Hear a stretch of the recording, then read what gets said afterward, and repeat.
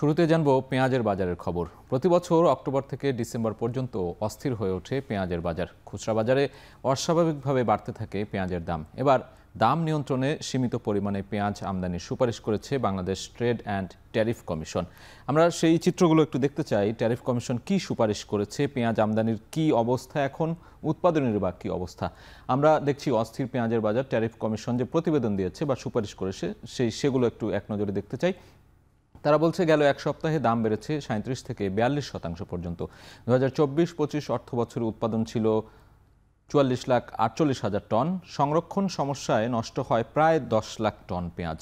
2024-25 অর্থ বছরে আমদানির পরিমাণ ছিল 4,83,000 টন এবং মোট পেঁয়াজ আমদানির 99%ই ভারত থেকে আসে, সেটি বলছে ট্যারিফ কমিশনের প্রতিবেদন। এবং পেঁয়াজ আমদানিতে শুল্ক কর 10%। ট্যারিফ কমিশন যে পেঁয়াজের বাজারে যে তথ্য, সেই তথ্যগুলো জানিয়ে দিচ্ছিল, সেটি জানিয়ে দিচ্ছিলাম আমরা। এবং পরবর্তীতে উৎপাদন প্রক্রিয়া কেমন পেঁয়াজের সেটি একটু দেখতে চাই আমরা এক নজরে।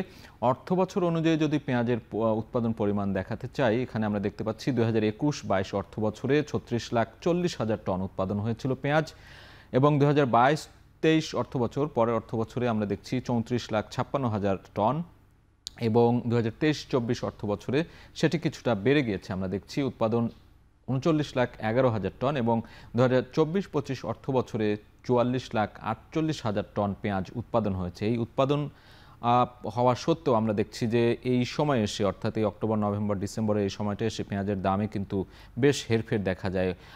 দেশি পেঁয়াজ ওঠার আগ পর্যন্ত একটি অস্থির দেখা যায় বাজার, সেই চিত্র আমরা জানিয়ে দিচ্ছিলাম।